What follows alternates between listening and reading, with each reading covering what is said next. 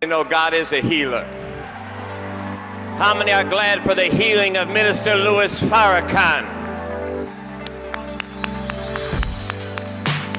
Do we just thank God right now for healing Minister Louis Farrakhan? Come on, give God a great big thank you praise. We thank you, God. We thank you, God. We thank you, God. Come on, let God know how grateful we are for sparing the life of Minister Louis Farrakhan. She's not the second self of man, she's the second self of God. And this is why in the writings of Paul says that when you misuse or mistreat the woman, it's like mistreating yourself, because she's a part of you as she's a part of God. Listen. Now, wherever there is pain, there is growth. Wherever there is growth, there is pain. To extend your threshold of pain is to increase your growth. All human beings have an aversion to pain. Who wants pain? We all run from pain and we run from growth. See, Christians, they're Christians. You want the the crown, but you're running from the cross. The cross is the way to the crown. How in the world can we lead our people out of the condition that our people are in and expect that there's not going to be any pain? There's not going to be any adversity. There's not going to be any suffering. Well, if you don't want pain, you don't want suffering in order to grow, then you don't want life in God's universe, because that is the natural way of things. Listen, by God being a light of himself, he becomes Al-Nur, the light. That's why God is Al-Nur. He's the light of himself, and all things that have light got light from him. Listen, he caused himself to exist, and by him all other things exist. That's how he became Jehovah, the self-existing God, and the God by whom all things exist. How he became Al-Sabir, the patient. He had to overcome frustration with the pace of his own evolution and the disappointment with that pace, which gave rise to patience. And that's how he became Al-Sabir. And therefore he asked every human being, if you want to win in struggle, it won't come overnight. You got to learn how to be patient and long suffering, because it's only through patience and long suffering that you will reach the goal. Hear me? So when Allah comes into existence, he comes into existence with a tolerance for pain, understanding the nature of frustration with the slow pace of fulfillment of desire, understanding disappointment and willing to be patient with the process in order to bring to fruition that which he envisioned. All of us have to travel that same road. And the reason that you are not as great as you could be is because you can't take pain.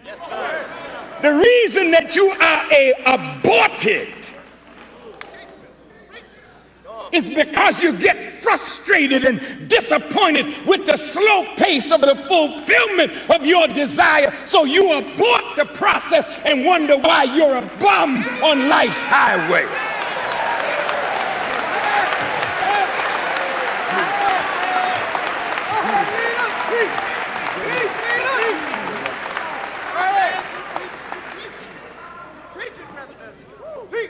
You are created to succeed. Failure is not somebody else's. Failure is yours. Because if it doesn't come when you want it, as quickly as you want it, if too much pain attends it, you give up.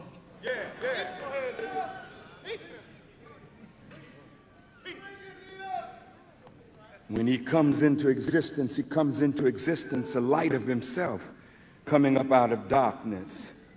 And this is the way we come into existence, bearing witness to his origination. He was a light of himself in darkness. So here we have dualities. He's light coming up out of darkness. He was life in the midst of death. Death in this sense is described as inanimate matter having no purpose or function. The reason the prophets call us dead people is because we are inanimate matter that doesn't have aim or purpose. God has never created anything without aim or purpose. But the enemy destroyed the aim and purpose for your creation, and you're sitting around on a log like a dead thing, begging the white man to do for you what you could get up and do for yourself if you were alive mentally.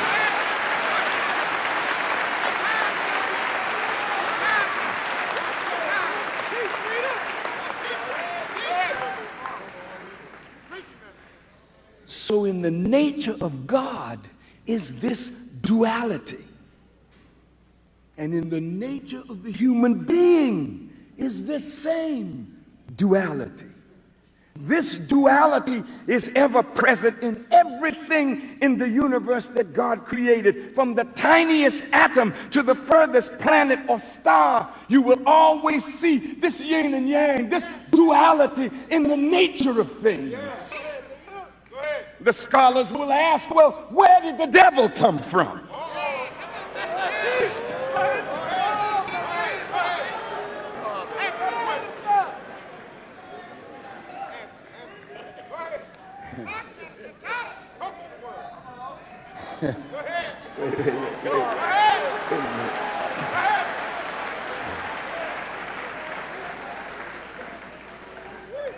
The potential for devil was present when God created himself.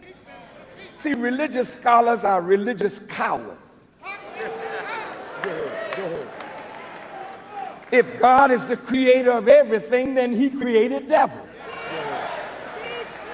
Then if he created devil, he had a wise purpose. And the devil had to have an essence out of which it comes. That essence was in God when he originated himself. And that's why from the very beginning, he knew that his universe was not perfect. I want you to hear me. He knew that perfection would come because he willed it so. But in the creation, it was not perfected. And that's why there's a wobble in the earth. All of the planets have a wobble. Nothing is perfectly round. That which is round is oblong. And if you roll it, it rolls with a wobble. Man has a wobble in his nature, which is only corrected by man's obedience to law. But in the far distant, in the beginning, he knew one would come that would perfect creation. And this is why John said, in the beginning was the Word. And the Word was with God, and the Word was God. It means that way back in the beginning, when he fashioned himself and then creation from himself. He knew that at some point in time, this creation would be perfected. But it could not be perfected until man was perfected. Because it is from man that everything has come. And only when man becomes perfect will a perfect world come into existence. And this is why the Christians and their great love of Jesus Christ is so relevant today. Go ahead. But the scholars need to understand it better. And that's why God gave me this message for you today.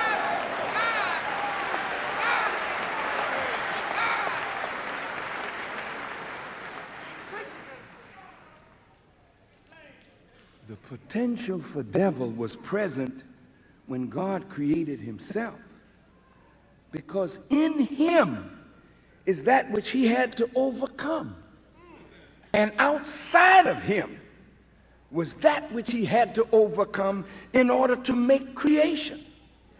And in us is that which we have to overcome. And outside of us is that which we have to overcome in order to make progress toward the fulfillment of the goal of life. So God is the self-existent, the self-subsisting. He's Jehovah because he causes everything to exist and brought himself into existence. He's the author of life and the cause of death. He's Al-Nur, the light. He's Al-Haq, the truth. He's Al-Sabir, the patient. He's Al-Rahman, the beneficent. He's Al-Rahim, the merciful. He's Al-Jabbar, the strong. He is the mighty. He is the wise. He's the provider. He's the protector. He's the avenger. He's the restorer. He's the evolver. He's it all. We can never be Al-Rahman. We can just be Brother Rahman. We cannot be Al-Nur, the light. We can only be a light. God is the, and we are a. And he gives us the right to wear his attributes because his attributes are not space. His attributes are the characteristic of the human being. Go ahead, go ahead.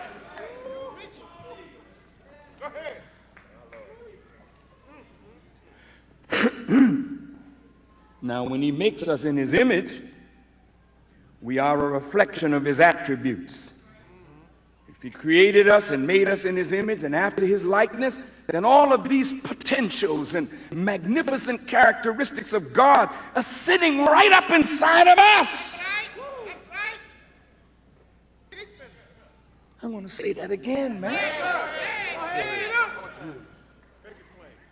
I said all of these potentials and magnificent characteristics of God are sitting up inside of each one of us who sits in this place or in that place or any place. If you're a human being, these characteristics are your inheritance. Yes, sir. Yes, sir. Yes, sir. Well, why aren't you manifesting it? David the psalmist said, ye are all God's children of the Most High God. Well, why aren't we manifesting this?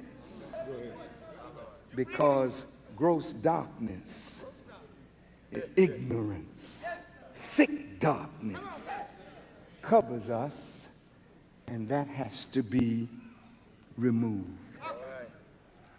So, in the process of becoming little gods under God, there's pain. There's disappointment with the slow pace of our progress. If you don't handle pain and frustration of desire and disappointment, it makes you crazy.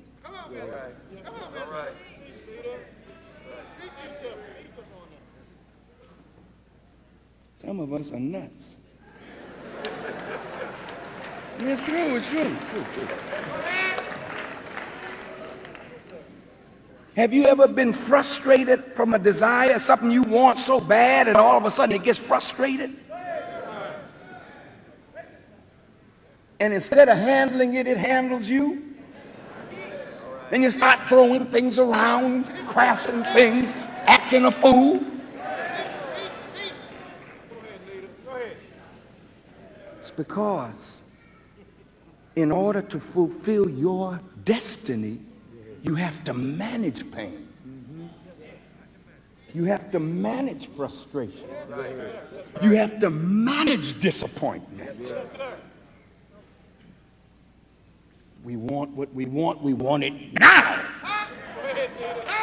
Don't mess around, give it to me now. Leaders in Los Angeles are saying that your statements, and consequently Mayor Bradley's keeping quiet about your statements until after your speech, proved to be divisive among two people who had been getting along rather well. Your reaction? Sir, the Jews and the blacks that get along rather well are those Jews and those blacks who have some mutual interest. There is no black-Jewish relationship on a mass level, Jew to black. That's a farce. And the kind of relationship that we have with Jews that I'm very interested in ending is that landlord-tenant relationship, is that we clean your house relationship, is that you are the manager, we are the talent, you are the movie producer, and we are just the actor. We want mutual respect and mutual benefit out of any relationship that we have with Jews or anyone else. Would you briefly explain the difference between what is considered anti-Semitism and what is considered anti-Zionism?